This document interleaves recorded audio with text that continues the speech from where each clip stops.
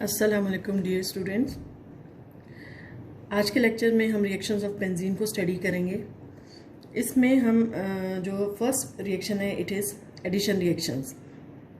Addition reactions की पहले मैं आपको डेफिनेशन एक्सप्लेन करूंगी और उसके बाद फिर मैं बताऊंगी कि बेंजीन एडिशन रिएक्शंस कैसे शो करता है। अच्छा, पहले डेफिनेशन देख लें इसकी। व्हेन टू और more than to reactants react in such a way that they give a single product, then such reactions are called addition reactions। कि अगर आपके पास कोई से भी दो या दो से ज़्यादा रिएक्टेंट्स हैं, अगर वो रिएक्टेंट्स आपस में कंबाइन करके सिर्फ एक प्रोडक्ट प्रोड्यूस करें, जैसे मैंने एग्जांपल के तौर पे एक रिएक्शन आपके सामने लिखा हुआ है कि इसमें दो रिएक्टेंट्स हैं, जब वो रिएक्ट करके एक सिंगल प्रोडक्ट प्रोड्यूस कर रहे हैं, इसका मीनिंग है इस तरह के जो रिएक्शंस हैं उनको हम एडिशन रिएक्शंस कहते हैं। तो एडिशन रिएक्शंस को जब हम स्टडी करते हैं तो आपको पता होना चाहिए कि only unsaturated compounds show addition reactions. अब अनसैचुरेटेड कंपाउंड्स आपने इससे पहले पढ़े हुए भी हैं कि ये कौन से कंपाउंड्स होते हैं। कोई भी ऐसा कंपाउंड जिसके अंदर अगर डबल बॉन्ड या ट्रिपल कोवेलेंट बॉन्ड प्रेजेंट है, एक डबल बॉन्ड भी हो सकता है, एक से ज़्यादा भी हो सकते हैं, एक ट्रिपल बॉन्ड भी हो सकता है, एक से ज़्यादा ट्रिपल बॉन्ड्स भी हो सकते हैं। तो कोई भी ऐसा मॉलिक्यूल जिसके अंदर अगर अनसैचुरेशन है, मींस कि अगर उसके अंदर डबल बॉन्ड है या ट्रिपल कोवेलेंट बॉन्ड है, तो वो मॉलिक्यूल एडिशन रिएक्शंस शो करेगा। तो हमने चूंकि अपना टॉपिक स्टार्ट किया है रिएक्शंस ऑफ बेंजीन, बेंजीन का स्ट्रक्चर मैंने आपके सामने अगेन रीड्रॉ किया है, आप इसको रिकॉल भी कर सकते हैं। नॉमेनक्लेचर में आपने पढ़ा है कि बेंजीन के मॉलिक्यूल के अंदर आपको 3 डबल बॉन्ड्स नजर आ रहे हैं। इट मीन्स कि इसके अंदर अनसैचुरेशन प्रेजेंट है। तो बेंजीन के बहुत सारी रिएक्शंस हम पढ़ेंगे, लेकिन जो बेसिक रिएक्शंस जो हम बिल्कुल स्टार्ट में जो हम स्टडी करेंगे, चूंकि इसके अंदर अनसैचुरेशन है, इसके अंदर 3 डबल बॉन्ड्स प्रेजेंट हैं, इसलिए ये एडिशन रिएक्शंस शो करेगा। कोई भी मॉलिक्यूल अगर बेंजीन के साथ रिएक्ट करेगा तो इसके अंदर ऐड हो जाएगा और ऐड होने के बाद वो एक सिंगल प्रोडक्ट प्रोड्यूस करेगा। तो एडिशन रिएक्शंस हमारे पास बेंजीन के दो हैं। First it is catalytic hydrogenation. Hydrogenation reaction आपने पहले पढ़ा है एल्कीन्स में, एल्काइंस में भी। Hydrogenation means addition of hydrogen, और कैटालिटिक हाइड्रोजिनेशन का मीनिंग है addition of hydrogen in the presence of a catalyst. अब ये बेंजीन का स्ट्रक्चर मैंने आपके सामने ड्रॉ किया। अगेन जो पहला स्ट्रक्चर मैंने आपके सामने लिखा था, इसमें 3 ऑल्टरनेट सिंगल और डबल बॉन्ड्स प्रेजेंट हैं। हर कॉर्नर पर एक एक कार्बन प्रेजेंट है। अगर आप ना भी मेंशन करें तो अंडरस्टूड है एक हाइड्रोजन प्रेजेंट है। अब यहाँ रिएक्शन में एक हाइड्रोजन आपके सामने स्प्लिट करके शो कर दिया है, क्योंकि हमने इसमें कुछ हाइड्रोजन के और एटम्स ऐड करने हैं। तो इसलिए अगर आप ना भी लिखें तो भी अंडरस्टूड है कि एक एक हाइड्रोजन हर कार्बन के साथ प्रेजेंट है, लेकिन अगर मेंशन कर दें तो भी डजेंट मैटर। इसके अंदर हम हाइड्रोजन ऐड करेंगे, चूंकि हम हाइड्रोजनेशन स्टडी कर रहे हैं। हाइड्रोजनेशन का मीनिंग है एडिशन ऑफ हाइड्रोजन, और ये आपने पहले पढ़ा हुआ भी है कि डबल बॉन्ड्स जो हैं वो हाइड्रोजन ऐड कर लेते हैं। लेकिन हाइड्रोजन इसके अंदर किस तरह से ऐड होती है कि जिन दो कार्बन एटम्स के दरमियान डबल बॉन्ड है, इस एक हाइड्रोजन मॉलिक्यूल के अंदर 2 हाइड्रोजन एटम्स हैं। जिन दो कार्बन एटम्स के दरमियान डबल बॉन्ड है, ये दोनों हाइड्रोजन एटम्स एक कार्बन के साथ अटैच हो जाएगा और सेकंड हाइड्रोजन सेकंड कार्बन के साथ अटैच हो जाएगा, और जो डबल बॉन्ड है वो सिंगल बॉन्ड में कन्वर्ट हो जाएगा। तो इस तरह से अगर किसी भी मॉलिक्यूल के अंदर एक डबल बॉन्ड है तो वो एक हाइड्रोजन मॉलिक्यूल उसके अंदर ऐड होगा। एक हाइड्रोजन मॉलिक्यूल का मीनिंग है उसके अंदर 2 हाइड्रोजन एटम्स हैं। एक हाइड्रोजन एटम एक कार्बन के पास, दूसरा हाइड्रोजन दूसरे कार्बन के पास, और जो डबल बॉन्ड है वो सिंगल बॉन्ड में कन्वर्ट हो जाएगा, या आपका अनसैचुरेटेड मॉलिक्यूल सैचुरेटेड मॉलिक्यूल में कन्वर्ट हो जाएगा। Saturated means that molecule which contains all carbon to carbon single covalent bonds। अब यहाँ पर 1, 2 और 3 हमें 3 डबल बॉन्ड्स नजर आ रहे हैं, तो फिर यहाँ पर हम हाइड्रोजन के 3 मॉलिक्यूल्स यूज करेंगे। तो इसलिए मैंने इसको बैलेंस करने के लिए हाइड्रोजन के साथ 3 मेंशन कर दिया। 3 हमने इसलिए लिखा क्योंकि बेंजीन के अंदर 3 डबल बॉन्ड्स हैं, तो 3 हाइड्रोजन मॉलिक्यूल इसके अंदर ऐड हो जाएंगे। जब 3 हाइड्रोजन मॉलिक्यूल्स ऐड हो जाएंगे तो टोटल 3 हाइड्रोजन मॉलिक्यूल्स के अंदर 6 हाइड्रोजन एटम्स हैं, और हर कार्बन के पास, इन 2 कार्बन के पास एक एक हाइड्रोजन, फिर जो अगले 2 कार्बन जहां पे डबल बॉन्ड है एक एक हाइड्रोजन इधर अटैच हो जाएगी, और जो नेक्स्ट 2 कार्बन जिनके दरमियान डबल बॉन्ड है एक एक हाइड्रोजन इनके साथ अटैच हो जाएगी। तो आपका जो मॉलिक्यूल है बेंजीन का जिसमें 3 डबल बॉन्ड्स हैं, अब ये सारे के सारे सिंगल बॉन्ड्स में कन्वर्ट हो जाएंगे। पहले ही आपके पास बेंजीन थी जो कि जिसमें 3 डबल बॉन्ड थे, ऑल्टरनेट सिंगल और डबल बॉन्ड। अब ये साइक्लोहेक्सेन में कन्वर्ट हो जाएगा। एक एक हाइड्रोजन हर कार्बन के पास ऑलरेडी प्रेजेंट था, जब हमने 3 हाइड्रोजन मॉलिक्यूल्स इसमें ऐड किए तो एक एक हाइड्रोजन और इसके अंदर ऐड हो चुका है। तो अब ये जो पूरा मॉलिक्यूल बन जाएगा, हर कॉर्नर पे एक एक कार्बन है और हर कार्बन के पास 2 हाइड्रोजन हैं। Now this molecule is called as cyclohexane. तो बेंजीन के अंदर जब हम 3 मॉलिक्यूल्स हाइड्रोजन के ऐड करते हैं तो एडिशन रिएक्शंस के थ्रू एक सिंगल प्रोडक्ट आ जाती है और वो साइक्लोहेक्सेन में कन्वर्ट हो जाता है। इसमें जो हम कैटलिस्ट यूज करते हैं, प्लेटिनम पैलेडियम यूज करते हैं, उसके बाद रेनाइन निकल भी यूज कर सकते हैं और जो temperature it is 200 degree centigrade. इसके ऑल्टरनेटिवली हम रुथेनियम और रोडियम, ये भी 2 हमारे पास हैवी मेटल्स हैं, ये भी हम एज ए कैटलिस्ट यूज कर सकते हैं। और अगर हम ये as a 2 metals as a catalyst use करेंगे तो रिएक्शन हमारे लिए और कन्वीनियंट और इजी हो जाएगा और रिएक्शन फास्टली प्रोसीड होगा। ऑल्टरनेटिवली हम पैलेडियम और कार्बन का मिक्सचर भी यूज कर सकते हैं। अगर हम पैलेडियम और carbon as a catalyst use करेंगे तो टेम्परेचर 100 डिग्री सेंटीग्रेड और जो प्रेशर कंडीशन है वो 10 एटमॉस्फेयर होगा। आपने एक बात का ध्यान रखना है कि रिएक्शंस के ऊपर जो कंडीशंस होती हैं, कैटलिस्ट है, टेम्परेचर है, ये प्रेशर है, वो आपने हर सूरत मेंशन करना है। अगर आप ये मेंशन नहीं करेंगे तो आपके मार्क्स डिडक्ट हो जाएंगे। उसके बाद second reaction is halogenation. Halogenation का मीनिंग है एडिशन ऑफ हाइड्रोजन। अब halogenation means addition of halogen. अब इसके अंदर बेंजीन के अंदर हम हेलोजेंस ऐड करेंगे। हेलोजेंस आपने पढ़े हैं फ्लोरीन, क्लोरीन, ब्रोमीन, आयोडीन और एस्टेटीन। एस्टेटीन रेडियो एक्टिव है इसलिए हम उसको कंसिडर नहीं करते। हम इन 4 हेलोजेंस को देखेंगे। तो क्लोरीन और ब्रोमीन 2 ऐसे हेलोजेंस हैं जो कि बेंजीन के साथ रिएक्शन शो करते हैं, इसलिए कि इनका रिएक्शन मॉडरेट होता है, उस रिएक्शन को हैंडल करना बहुत इजी होता है। Fluorine and iodine they don't show reaction, we don't consider the reaction of fluorine and iodine with benzene. अब उसकी रीजन क्या है? फ्लोरीन का रिएक्शन बहुत फास्ट होता है। Vigorous reaction means fast reaction होता है जिसको हैंडल करना बहुत डिफिकल्ट है क्योंकि फ्लोरीन का अपना साइज बहुत स्मॉल है, इसलिए वो बहुत ज्यादा रिएक्टिव है। और आयोडीन का रिएक्शन बहुत स्लो होता है और इस वजह से ये रिएक्शन जो है वो स्लो होता है या नेग्लिजिबल ना होने के बराबर होता है, इसलिए हम इसको कंसिडर नहीं करते, ये फिजिबल नहीं है। तो हम रिएक्शन, अब जैसे क्लोरीन का रिएक्शन है बेंजीन के साथ, तो इसी तरह से आप ब्रोमीन के साथ भी लिख सकते हैं। तो अगेन यहाँ पे मैंने 6 कार्बन्स के साथ एक एक हाइड्रोजन यहाँ पर हमने मेंशन किया हुआ है। जब ये क्लोरीन के साथ रिएक्ट करेगा, H म्यू का मीनिंग है इन the presence of sunlight. Sunlight की प्रेजेंस में ये रिएक्शन होगा। और एक डबल बॉन्ड का मीनिंग है एक क्लोरीन मॉलिक्यूल इसमें ऐड होगा, एक क्लोरीन एक हाइड्रोजन और दूसरा क्लोरीन दूसरे हाइड्रोजन के साथ अटैच हो जाएगा। तो 1, 2 और 3 डबल बॉन्ड्स हैं तो हम 3 क्लोरीन मॉलिक्यूल्स इसमें यूज करेंगे। तो बेंजीन के जितने भी डबल बॉन्ड्स हैं वो सारे सिंगल बॉन्ड्स में कन्वर्ट हो जाएंगे। इट मींस एडिशन रिएक्शंस की वजह से जो अनसैचुरेशन है वो सारी की सारी खत्म हो जाएगी, ये सारे सिंगल बॉन्ड्स में कन्वर्ट हो जाएंगे और हर कार्बन के पास एक एक क्लोरीन अटैच हो जाएगा। अब यहाँ पे सारी की सारी पोजीशंस मैंने आपको पहले भी बताया था, ये इक्विवेलेंट हैं, इसलिए किसी भी कार्बन को आप कार्बन नंबर 1 कंसिडर कर सकते हैं। यहाँ पर मैंने सपोज इसको कर दिया carbon number 1, this is carbon number 1, 2, 3, 4, 5 और 6।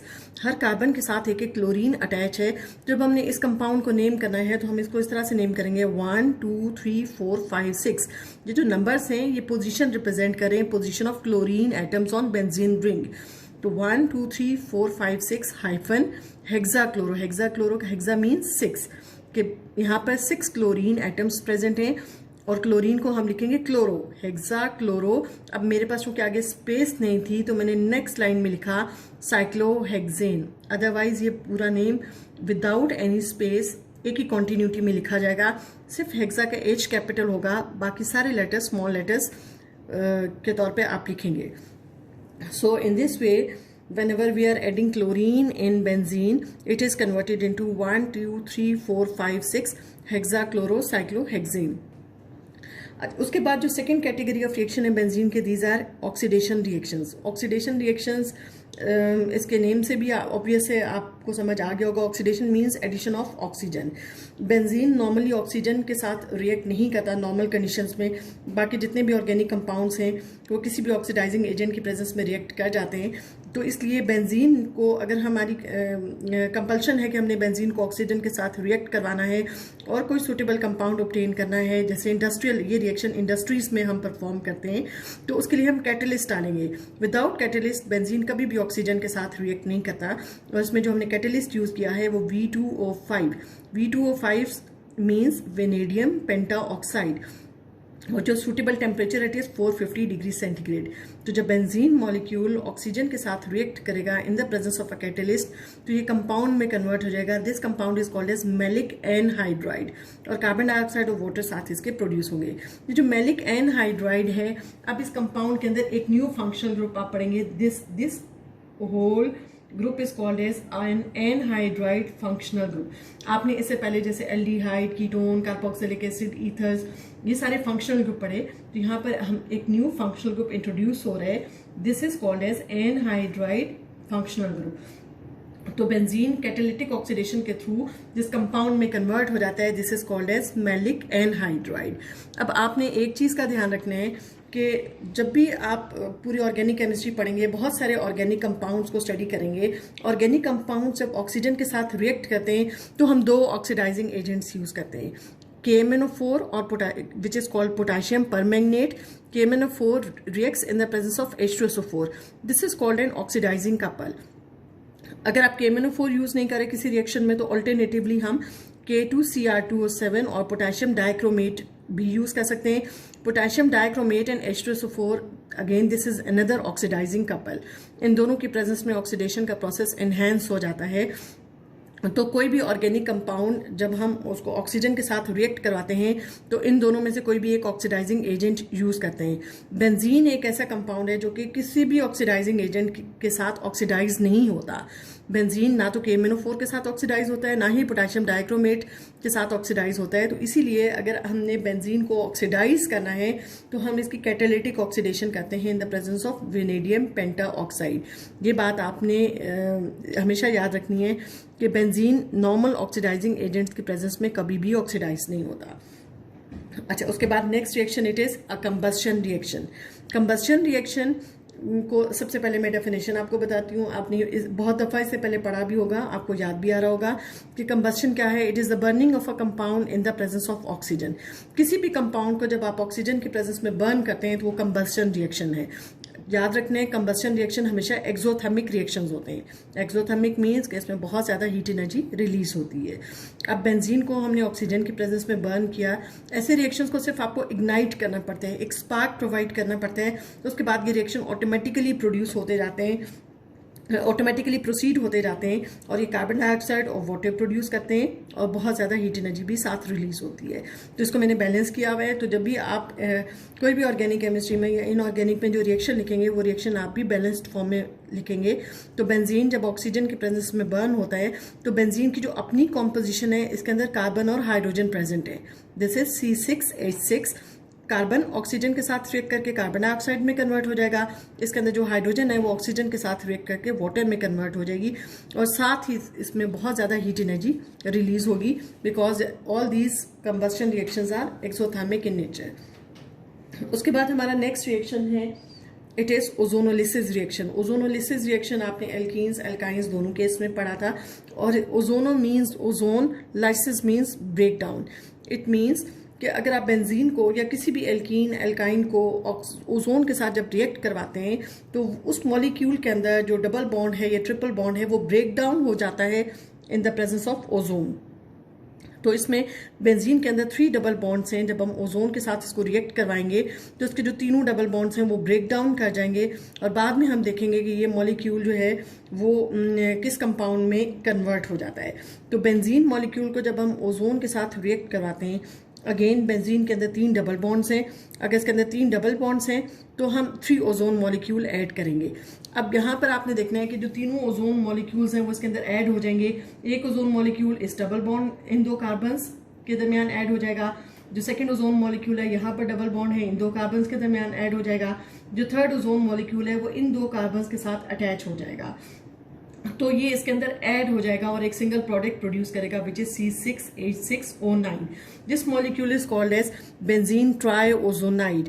जो बेंजीन ट्राइओजोनाइड है, अब आप यहाँ पर आपकी बुक में रिएक्शन लिखा हुआ है कि जिंक और वाटर को एक साथ कंबाइन किया हुआ है, लेकिन एक्चुअली आपने रिएक्शन पहले पढ़ा भी है और आपको पता है कि जो ट्राइओजोनाइड है वो वाटर के साथ रिएक्ट करता है। जब वो वाटर के साथ रिएक्ट करता है तो यहाँ से एक एक ऑक्सीजन, ओजोन की एक एक ऑक्सीजन को ये पिक कर लेगा और ये हाइड्रोजन पेरोक्साइड में कन्वर्ट हो जाएगा। और जो रिमेनिंग जहाँ जहाँ डबल बॉन्ड्स हैं वहां से बॉन्ड ब्रेकेज होगा। ये बॉन्ड आप देखेंगे इस तरह से ब्रेक होगा, यहाँ से ये यूं बॉन्ड ब्रेक होगा, एक कार्बन और दो कार्बन, ये दो कार्बन एटम्स आपस में कंबाइन करके ये ग्लाइऑक्सिल बना देंगे और जो वाटर है वो हाइड्रोजन परऑक्साइड में कन्वर्ट हो जाएगा। ये जो हाइड्रोजन परऑक्साइड है, जब हम इसको यहाँ पे हमने एक साथ कंबाइन लिख दिया इस रिएक्शन में, हाइड्रोजन परऑक्साइड को जब आप जिंक के साथ रिएक्ट करवाते हैं तो जिंक यहाँ से एक ऑक्सीजन गेन करके जिंक ऑक्साइड में कन्वर्ट हो जाता है और हाइड्रोजन परऑक्साइड से हम वाटर को रिकवर कर लेते हैं, उसको अगेन ऑब्टेन कर लेते हैं। तो इस तरह से वाटर हमारा रिकवर हो जाता है। तो बेंजीन का जो रिएक्शन है, यहाँ पे आप मैकेनिज्म स्टडी नहीं करेंगे, इसलिए कि जब ओजोन इसमें ऐड होती है तो ये थोड़ा सा कॉम्प्लेक्स स्ट्रक्चर बन जाता है। अदरवाइज आपने सिर्फ ये याद रखना है कि जब ओजोन इसके अंदर ऐड होगी तो ये एक एडक्ट या एक एडिशन प्रोडक्ट बन जाएगी जो कि फर्दर ग्लाइऑक्सिल में कन्वर्ट हो जाएगा। This is the final product. अब स्टूडेंट्स, इससे रिलेटेड जितना भी जो आज का लेक्चर है उससे रिलेटेड एक क्वेश्चन है जो कि जिसको आपने सॉल्व करना है और फिर आंसर करना है। इस क्वेश्चन के दो पार्ट्स हैं। Number 1, you have to identify the functional group in glyoxal. Ozonolysis reaction में जो फाइनल प्रोडक्ट आपके पास ग्लाइऑक्सिल बनती है, आपने आइडेंटिफाई करना है कि which functional group is present in this. Second part of this question is you have to write down the IUPAC name of glyoxal. Students, अगर आपको इस पूरे लेक्चर में से कोई भी चीज़ कंफ्यूज करती है या कोई भी चीज़ डाउटफुल लगती है तो आप फ्रीली क्वेश्चन कोई भी पूछ सकते हैं। Thank you.